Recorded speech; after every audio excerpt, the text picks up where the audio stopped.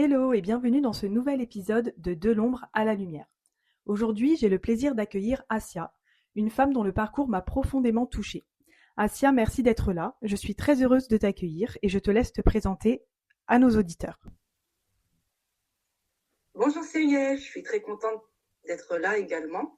Donc je vais me présenter, je m'appelle Assia, je vis dans le sud-ouest de la France, je travaille dans le milieu médical, je suis anesthésiste et psychothérapeute. Ok. Et tu as commencé cette activité à peu près il y a combien de temps? Il y a combien d'années? Alors en tout, c'est très très récent, donc j'ai eu mon doctorat il y a 2 ans de ça. Et donc j'ai repris mes études à l'âge de 20 ans, à peu près 20, 21 ans.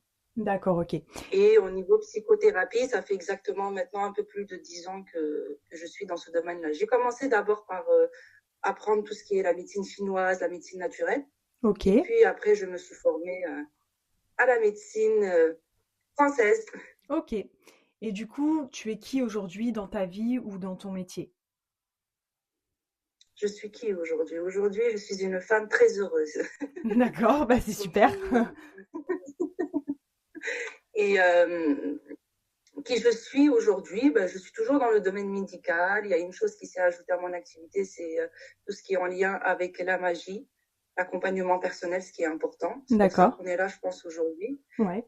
Et, euh, et puis voilà. D'accord. Et avant ta transformation, c'était quoi ton ressenti, le contexte? Y a-t-il eu un moment déclencheur ou un basculement qui a fait que tu en es là aujourd'hui?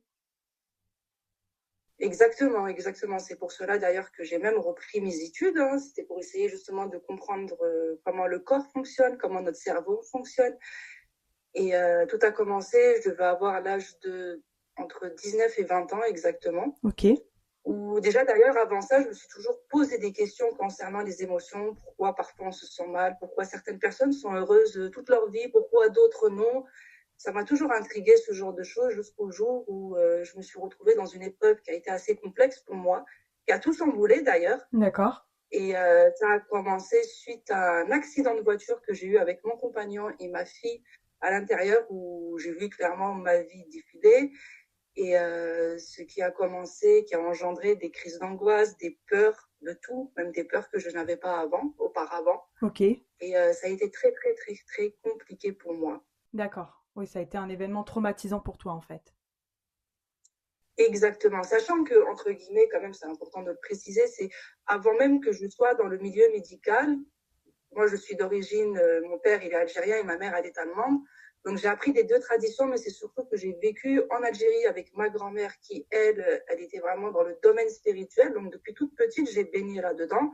Mais ce n'est pas pour autant que j'ai pu m'épargner toutes ces émotions négatives et j'en passe. D'accord. Et du coup, tu as vécu comment cette période intérieurement quand tu as subi ton traumatisme, on va dire?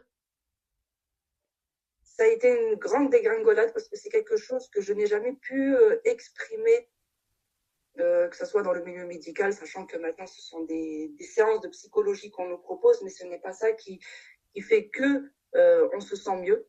Donc ça a été très très compliqué, ça a impacté tous les domaines de ma vie, hein, des peurs à se sentir enchaînées les unes après les autres. Que ça soit la peur de perdre ma fille. Ça a commencé surtout par rapport à ça, le fait que je me dise, bah, j'aurais pu perdre ma fille, mon compagnon.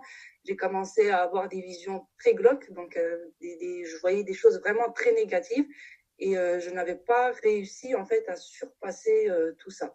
D'accord, ok. Oui, en fait, ton élément qui t'a traumatisé, en fait, ce que tu as vécu, ça a engendré des peurs bah, les unes après les autres, en fait. C'est ça. D'accord, ok. Exactement, ça a commencé d'abord par des petites crises d'angoisse, hein. C'est-à-dire qu'au début, je ne savais même pas ce que c'était une crise d'angoisse, hein. Ouais. Et ça avait commencé par avoir le cœur, j'avais le cœur qui palpitait, puis ma respiration qui se coupait.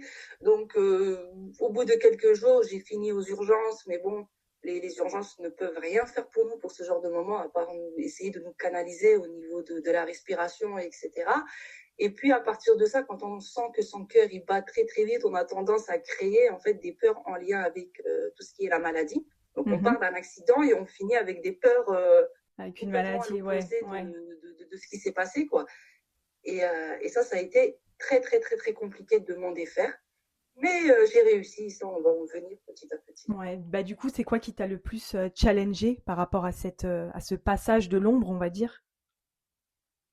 Il fallait que je m'en sorte. Je n'avais pas le choix. C'était soit je continue à être dans mon état dépressif, donc vivre dans la peur constamment tous les jours, au point où j'avais même peur d'aller récupérer mon courrier ou de traverser la route avec ma fille ou de prendre même ma voiture. Hein. Donc, je me sentais très, très handicapée en fait dans toutes mes démarches. Je ne pouvais rien faire. Et puis, au bout d'un moment, au bout un an et demi, je me suis posé quand même de sérieuses questions, sachant qu'avant, j'avais quand même consulté des médecins, j'ai fait une séance en psychiatrie, j'ai tout essayé, on va dire, dans les voies professionnelles connues.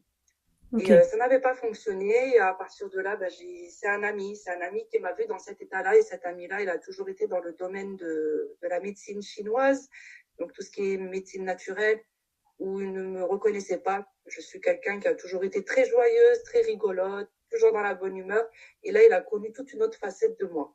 ok. Et au point où j'en étais, j'étais tellement au plus bas en fait de cette histoire, j'étais prête à tout pour pouvoir en fait réussir, tout simplement m'en sortir. Je cherchais pas à être la femme la plus heureuse, mais je cherchais juste à vivre une journée sans peur, ne serait-ce que sortir normalement, faire ses Oui, courses normalement. faire des choses Quand qu'on je fait pense à ma habituellement, en fille, fait. exactement, des choses Ouais. vraiment naturelles, quoi, que on devrait tout être heureuse durant une journée. Pas forcément, je ne parle pas d'avoir une joie immense, mais de vivre sereinement. C'est ce Oui, que je voilà, recherchais. Je recherchais se une paix sentir bien. intérieure. Mm. Ouais, effectivement. C'est marrant que tu dises, c'est un ami qui m'a vu et qui m'a aidé, parce que moi-même, bah, c'est une rencontre qui a également changé ma vie. Qu'est-ce que tu penses de ça justement, que parfois des rencontres puissent changer ta vie? Il n'y a pas de hasard, comme on dit. Les choses sont déjà écrites. Ça, je sais que c'est selon les croyances des gens, mais pour moi, tout est écrit, tout est déjà dessiné. Et, euh, et heureusement d'ailleurs, hein, heureusement que ces personnes sont là pour nous, qui sont là pour nous éveiller en fait de notre cauchemar, tout simplement. Ouais. Et Oui, ils nous font c'est prendre une conscience rencontre. de pas mal de choses en fait. C'est comme des prises de conscience. Exactement, exactement. Et c'est toujours, de toute façon, quand on est au plus bas, qu'une lumière surgit de quelque part. Parfois, on se demande même pourquoi, en fait, ça m'est arrivé, comment ça se fait, j'ai eu cette opportunité, et j'en passe, parce que ça peut paraître peu pour certains, mais beaucoup pour nous. Mm. Ouais, c'est sûr. C'est sûr qu'on se demande parfois, même le négatif, pourquoi ça nous arrive, etc. Mais il y a toujours quelque chose qui en ressort, même que ça soit négatif ou positif, en fait. Exactement, l'objectif, c'est de cette énergie négative, comme on dit, de ces émotions, ces peurs négatives, c'est d'essayer en fait de s'en sortir, de les comprendre. C'est surtout les comprendre avant tout, hein, parce que j'ai essayé plusieurs techniques même auparavant, par exemple du style faire une méditation. Hein, c'est un truc tout bête parce que tout le monde te dit oui, ben fais-toi une méditation, tu vas te détendre, ça va te faire du bien, tes crises d'angoisse ça va passer. Mais il faut savoir que si on ne comprend pas nos propres émotions, que ce soit une hypnose, une sophro, une méditation, voire même une purification magique, ne fonctionnera pas comme ça parce que ce sont des choses qui font partie des épreuves de la vie et pour pouvoir s'en débarrasser, il faut les résoudre, ces problèmes-là. Ouais, les C'est comprendre un et peu les comme les accepter, en mathématiques, fait. hein. Tant Mm. qu'on n'a pas compris, C'est c'est ça. compliqué. Mais quand on comprend le calcul, tout Ouais. devient logique, tout devient fluide et on avance Oui, à partir du moment différemment. où C'est-à-dire qu'on tu... n'oublie pas, mais Ouais. on avance différemment. Oui, c'est ça. Tu comprends, tu acceptes, et à partir de ce moment-là, il y a tout qui peut changer, en fait. Exactement, exactement. Et c'est là, en fait, où il ne faut pas lâcher. C'est de s'accrocher et de toujours essayer de comprendre que ce soit des choses positives ou négatives. C'est de soigner cette partie-là, en fait, de nous, parce qu'on ne peut Mm. pas l'épargner, malheureusement. On ne peut pas repartir en arrière pour essayer de la réparer, mais ce qu'on peut faire, c'est regarder devant, comprendre et avancer. Ouais, avancer. Et du coup, c'est quoi qui t'a soutenu, en fait, par rapport à à Beaucoup cet de choses m'ont événement? soutenu. Ouais. Beaucoup, beaucoup de choses. Ce qui m'a soutenue, c'est déjà les personnes qui m'entouraient, en fait, à cette époque-là qui m'ont aidé. Ça a été quelque chose de très compliqué parce qu'il faut savoir que quand vous allez mal, la première chose à faire, c'est de réussir à se confier tout simplement, à raconter ses problèmes que les gens, que les psychologues et les psychiatres nous diront que c'est dans la tête, tout simplement. Sauf que pour nous, ce n'est pas dans la tête, c'est quelque chose qu'on vit à l'intérieur de nous, à l'extérieur de nous et physiquement. Et Et ce qui m'a aidé, c'est de pouvoir mettre des mots sur mes douleurs et excusez-moi, Pas de qu'on me souci. comprenne tout simplement. Ouais. Non, mais c'est sûr. J'ai un petit bec. Non, mais c'est pas grave. Le podcast de l'ombre à la lumière, c'est avant tout être naturel, donc il y a aucun souci. T'inquiète pas. Exactement. Du coup, Oui. est-ce que tu Et aurais une petite victoire ou un déclic dont tu te souviens par rapport au tournant que ça a pris quand tu as pris conscience qu'il y a quelque chose qui n'allait pas un moment en fait où tu t'es dit tiens, j'ai avancé, j'avance sur mon chemin, j'y arrive quoi. oui, oui, tout à fait. Ça a commencé comment? En fait, j'ai eu la première fois où j'ai eu ce déclic-là, ça a été durant en fait une hypnose, tout simplement. D'accord. Ça a été durant une hypnose où, je ne sais pas, en fait, il s'était passé quelque chose qui a fait que, quand je suis ressortie de cette salle-là, ça a Ouais. été un ami, en fait, qui me l'a fait, un ami qui fait partie du monde de la médecine. Et je me suis pas levée, en fait, de ce canapé, guérie de mes émotions, mais il s'était passé quelque chose, c'est-à-dire il y avait quelque chose qui m'a donné envie de voir la vie différemment. D'accord.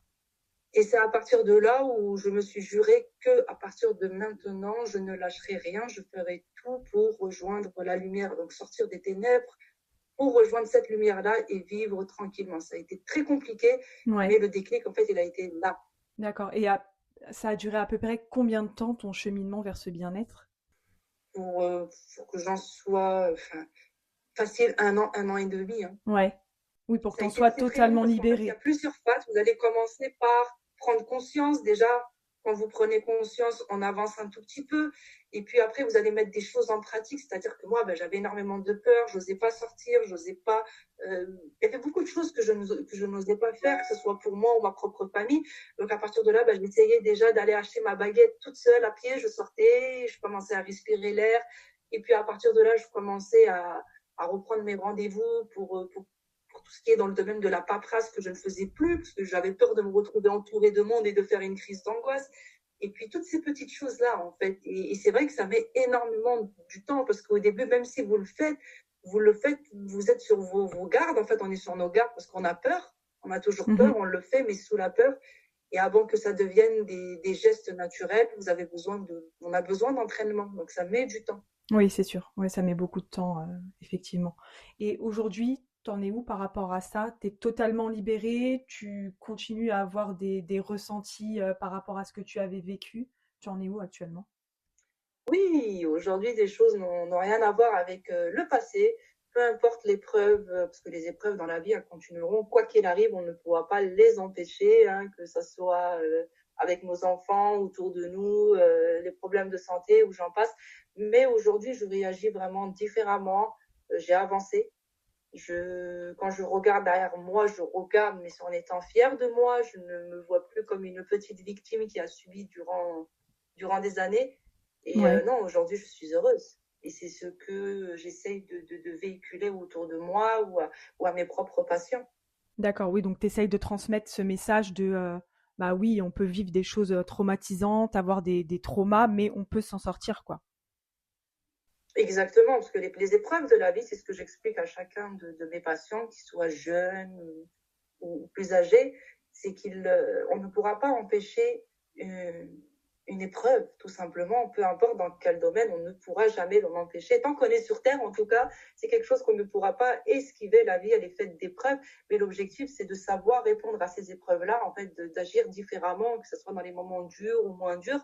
C'est vraiment de rebondir d'une façon correcte pour nous-mêmes Ouais, et d'éviter pour les de. personnes aussi qui nous entourent, hein, Oui, parce c'est qu'on ça. parle de nous, mais les gens qui vivent avec nous subissent excuse-moi, subissent en effet nos émotions, hein, en Ah même oui, c'est temps, hein, sûr. quand ils nous voient Mm, mal, ils ne comprennent pas.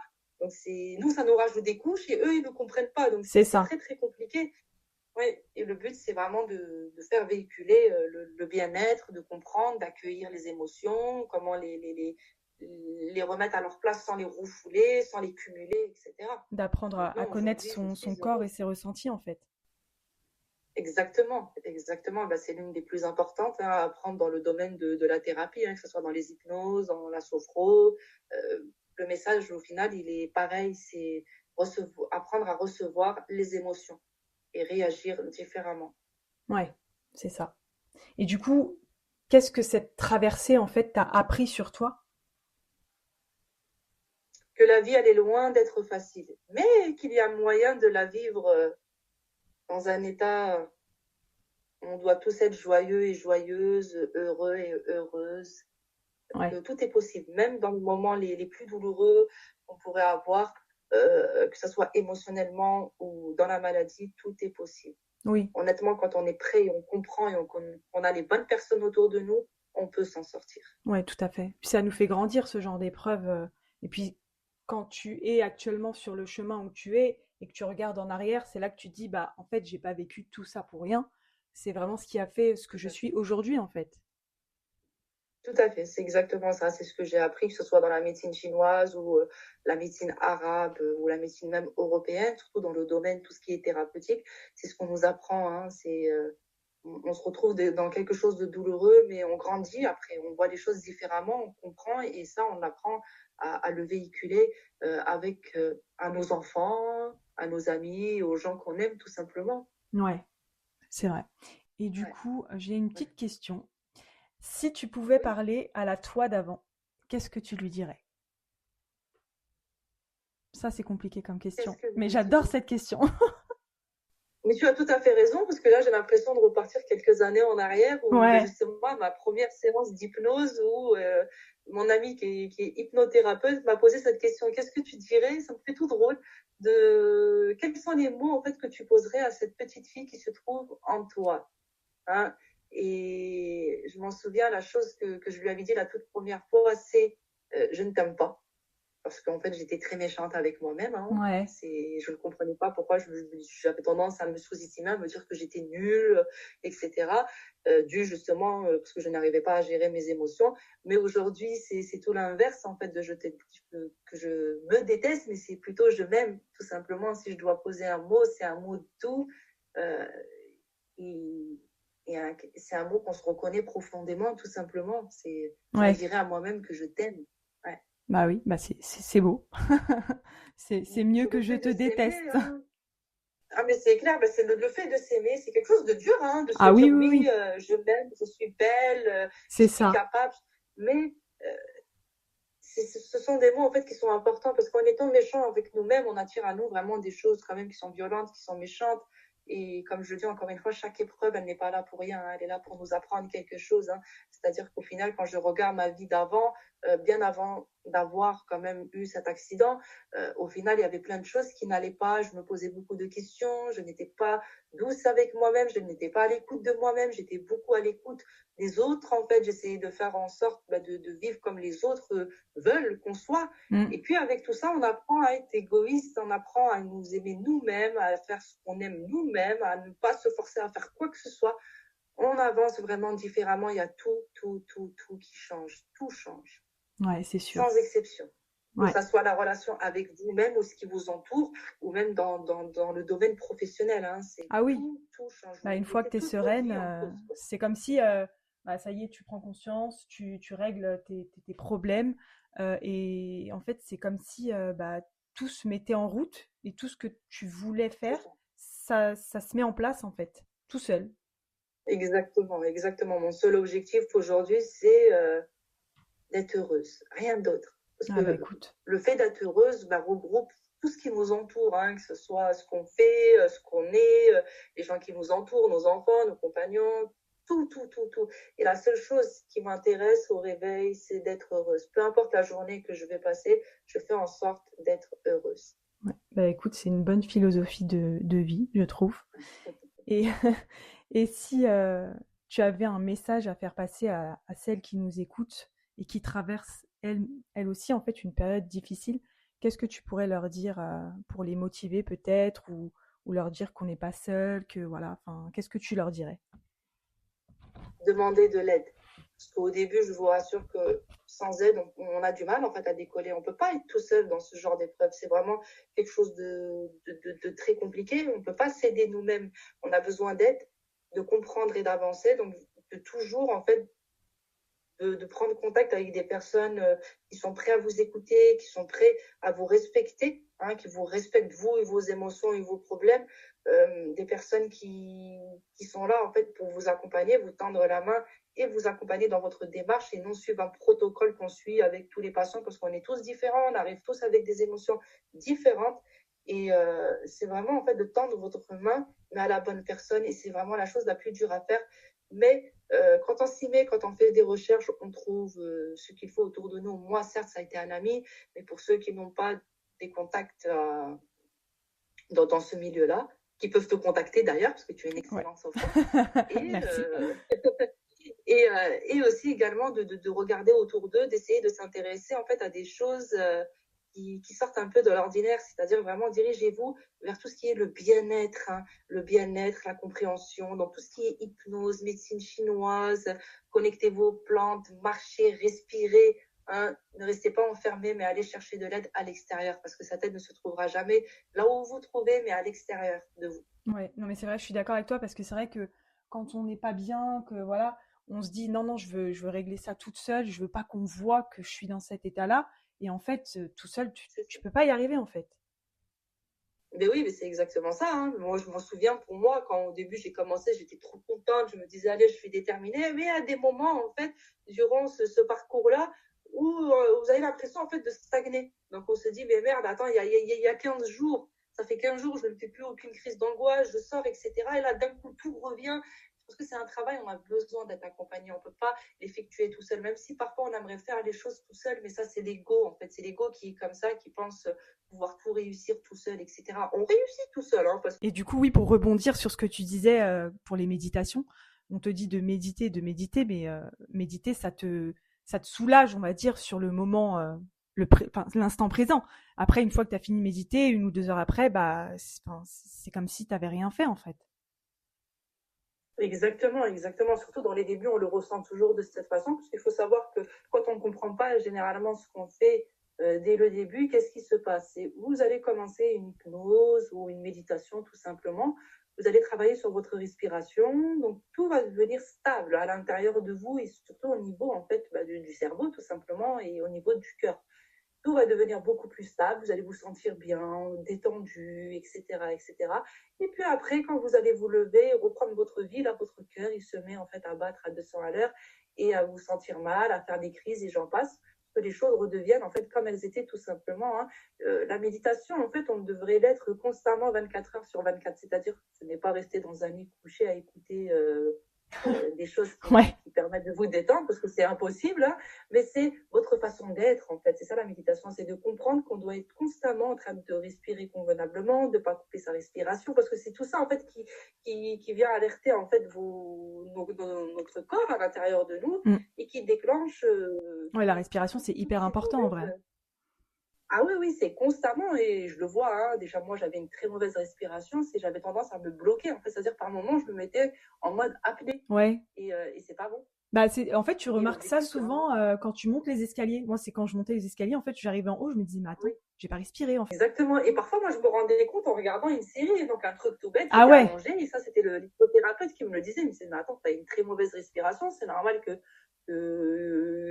tu fasses des crises d'angoisse. Et moi, j'étais là en mode, mais qu'est-ce qu'il me raconte? Il est où le rapport, ma respiration et mes crises d'angoisse liées à ouais, l'accident? En fait, c'est quelque chose de vraiment beaucoup plus profond.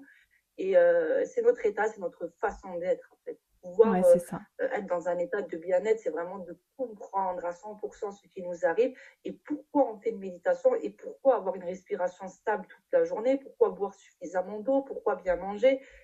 C'est un tout, en fait. Hein. Ce n'est pas juste bien respirer, mais ça passe vraiment sur tout notre vie, quoi. Ouais, ouais, c'est ça. C'est exactement ça. Et du coup, j'avais une petite Tous les plans. question pour clôturer ce Ouais. petit interview. Est-ce que tu pourrais partager avec nous un rituel bien-être que tu as ou que tu n'as pas? Peut-être que tu n'en as pas.